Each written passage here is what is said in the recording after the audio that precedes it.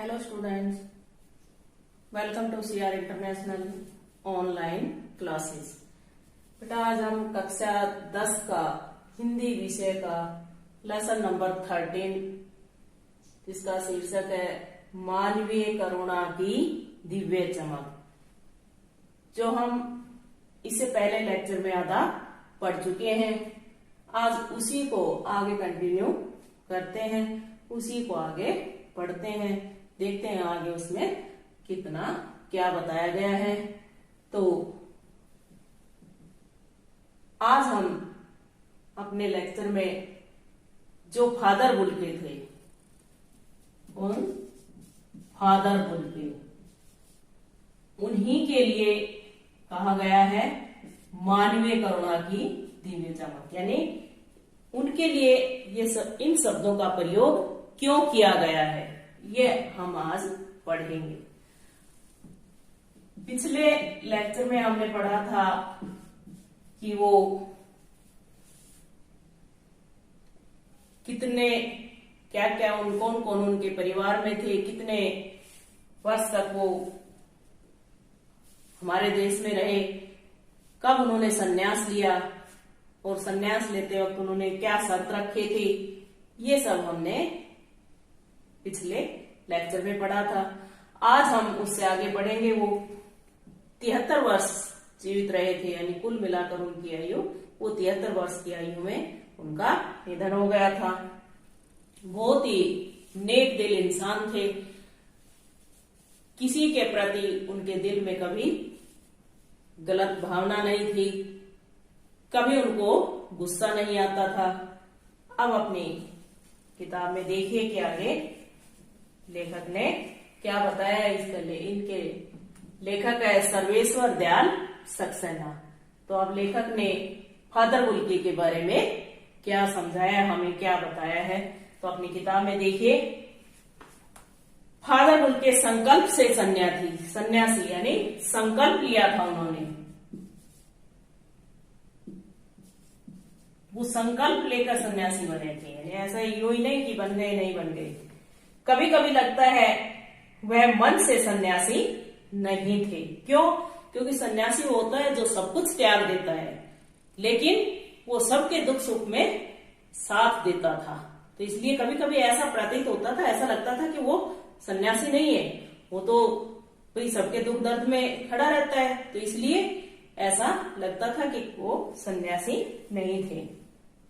रिश्ता बनाते थे तो तोड़ते नहीं थे, यानी किसी से अगर उन्होंने रिश्ता बना लिया, यानी किसी से मिल लिए, तो उसको कभी भूलते नहीं थे।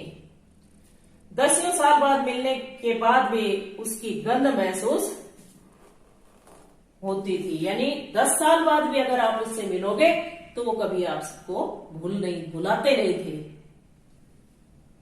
वह जब भी दिल्ली आते जरूर मिलते, खोज कर समय निकाल कर, यानी जब भी वो दिल्ली आते तो चाहे कैसे ही समय निकाले मिलने के लिए मिलते जरूर थे। गर्मी सर्दी बरसात झेल कर मिलते, चाहे 2 मिनट के लिए ही सही, यानी मिलेंगे जरूर, चाहे 2 मिनट के लिए ही मिले लेकिन मिलेंगे जरूर।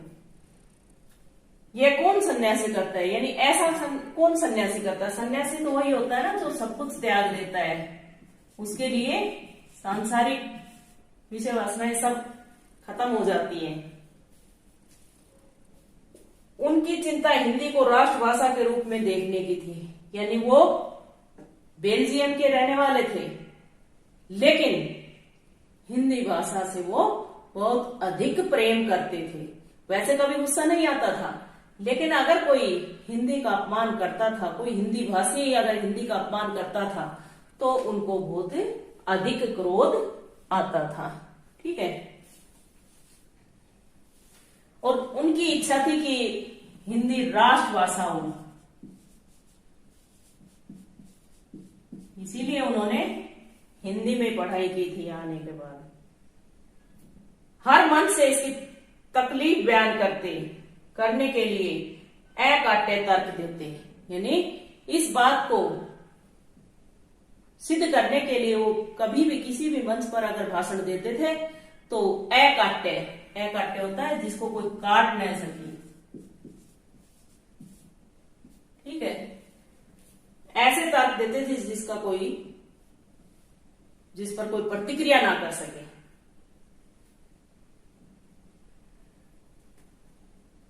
आगे बस इसी एक सवाल पर उन्हें झुंझलाते देखा, यानी इस बात पर उनको गुस्सा आता था, वैसे कभी उनको क्रोध नहीं आता था। और हिंदी वालों द्वारा ही हिंदी की उपेक्षा पर दुख करते उन्हें पाया है, यानी जो हिंदी भाषी लोग हैं वही अगर हिंदी का अपमान करें तो उनको दुख होता था। घर परिवार के बारे में, निजी दुख तकलीफ के बारे में पूछना उनका स्वभाव था। अगर वो किसी से भी मिलते थे तो उनके बाल बच्चों के बारे में, उनके घर परिवार के बारे में, सबके बारे में जरूर पूछते थे। उनका स्वभाव था और बड़े से बड़ा दुख में उनके मुख से जो सांत्वना के जादू भरे शब्द निकलते थे वो एक जीवन की नई राह दिखा देते थे। यानी वो इतने करुणामयी, इतने ममतामयी, यानी उनके दिल में इतनी ममता थी, इतनी करुणा थी कि अगर किसी को दुख दर्द होता था तो वो सांत्वना के दो शब्द बोलते थे, उनसे ऐसा लगता था जैसे नया जीवन मिल गया हो। आज वह नहीं है, दिल्ली में बीमार रहे और पता नहीं चला। आज फादर बोल के नहीं है, वो बीमार भी हुए और दिल्ली में ही रहे, लेकिन मुझे पता नहीं चला। लेखक कहता है कि मुझे पता ही नहीं चला। बाहें खोलकर इस बार उन्होंने गले नहीं लगाया। जब देखा तब वे बाहें दोनों हाथों की सूची उंगलियों को उलझाए ताबूत में जिस्म पर पड़ी थी। यानी मैंने जब वो देखा तो वो ताबूत के अंदर यूं उनकी उंगलियां आपस में मिली हुई और ताबूत के अंदर थी। जिस्म होता है शरीर,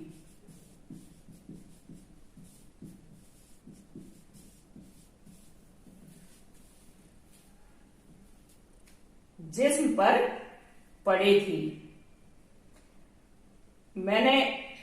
लेखक कहता है जब मैंने उनको देखा तो जो बाहें दूसरों को गले लगाने के लिए हमेशा खुली रहती थी, आज वो उनके जिस्म पर आपस में उलझी हुई ऐसे पड़ी थी।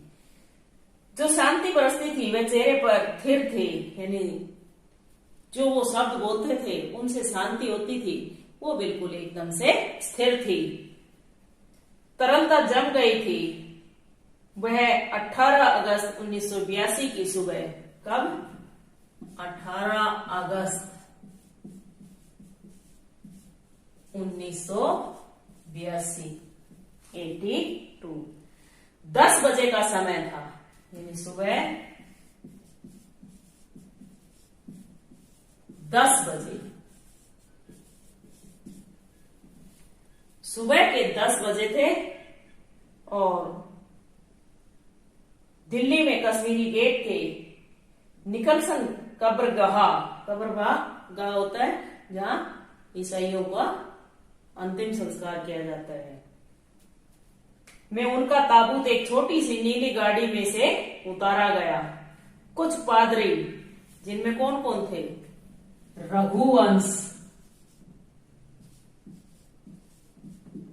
रघुवंश का बेटा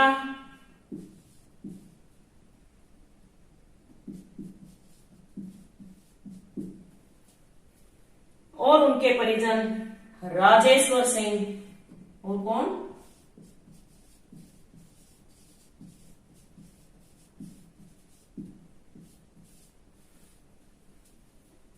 उसे उतार रहे थे, यानी उसे उस गाड़ी में से उतार रहे थे। फिर उसे उठाकर एक लंबी सकरी उदास पेड़ों की घनी छांव वाली सड़क से कब्रगाह के आखिरी छोर तक ले जाया गया, जहां धरती के गोद में सुलाने के लिए कब्र मुंह खोले लेटी थी। यानी वहां कब्र खुदी हुई थी और उसको वहां दफनाने के लिए ले जाया गया। ऊपर करील की घनी छां थी। करील का पेड़ होता है तो उसकी छाया थी और चारों ओर कब्रें और तेज धूप के वृत्त, यानी इतनी तेज धूप थी कि धूप में गोले से नजर आ रहे थे। जनेंद्र कुमार, ये भी कौन है? लेखक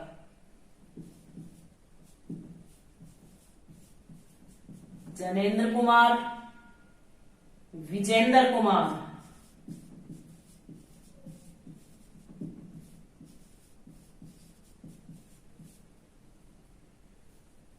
अजीत कुमार,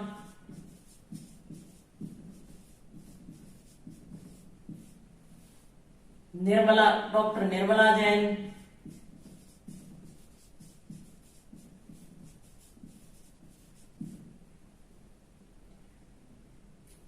ये सब लोग वहां जब उनको दफनाया गया, और कुछ पादरी लोग थे, इन्हीं के साथ साथ कुछ पादरी लोग होते हैं जो ईसाइयों के जो गुरु होते हैं, भगवान होते हैं, उनको मानते हैं। तो वहां ये सब लोग थे जब उनको दफनाया गया। कुछ पादरीगण, उनके बीच में गैरिक वसन, गैरिक होता है जो साधु लोग पहनते हैं, गैरवारों, वसन कपड़े पहने इलाहाबाद के प्रसिद्ध विज्ञान शिक्षक डॉक्टर सत्य प्रकाश और डॉक्टर रघुवंश भी, जो अकेले उस सकरी सड़क के ठंडे उदासी में बहुत पहले से खामोश दुख की किन्हीं अपरिचित आहटों से दबे हुए थे, सिमट आए थे, यानी वो भी दुख में ऐसे सुनसान चुपचाप बैठे थे। कब्र के चारों तरफ, यानी सब जब उनको दफनाया गया तो सब उस कब्र के चारों तरफ आ गए।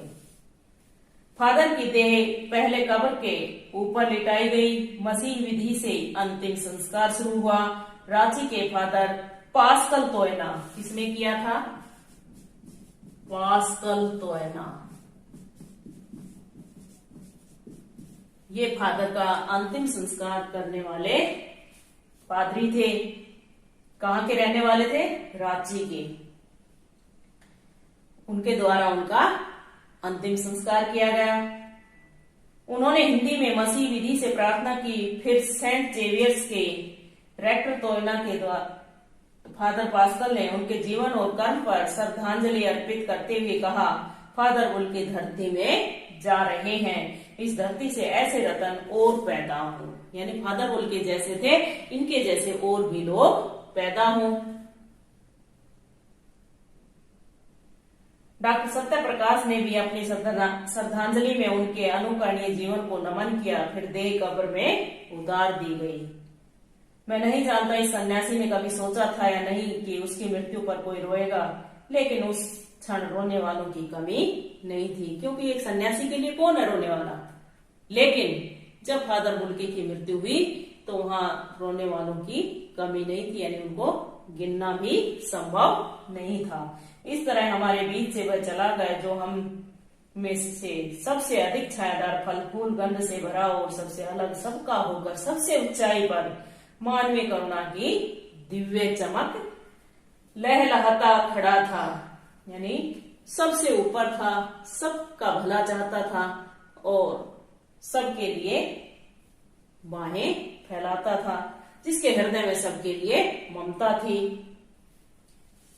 जिसकी स्मृति हम सबके मन में जो उनके निकट थे, किसी यज्ञ की पवित्र आग की तरह आजीवन बनी रहेगी। उस पवित्र ज्योति की याद में सदा नत हूँ। लेखक ने कहा कि मैं उसकी याद में, किसकी याद में? फादर बुल्के की याद में हमेशा नतमस्तक रहूंगा, यानी मैं उसको हमेशा याद करता रहूंगा। एक फादर बुल्के ऐसा करैक्टर था कि जो सबका भला चाहता था, कभी किसी के लिए कोई बुरा नहीं सोचता था। कहना तो दूर की बात, वो कभी उनके मन में भी ऐसे विचार नहीं आते थे। ठीक है बेटा, आज के लिए इतना ही काफी है। ठीक है, अब इस लेसन को एक बार घर में ध्यान से पढ़िए और क्वेश्चन जैसे बनाइए, किस विधि से फादर का अंतिम संस्कार हुआ। दूसरा क्वेश्चन बना लीजिए, फादर बुल्के का अंतिम संस्कार किसने किया। फादर जैसे रतन धरती पर और पैदा हो, ये शब्द किसने कहे। फादर के अनुकरणीय जीवन को किसने नमन किया? ठीक है। लेखक के याद में श्रद्धानत है, वो कौन था जो सबका होकर चला गया? ये सब क्वेश्चन अपने आप बनाइए और याद कीजिए। ठीक है, धन्यवाद।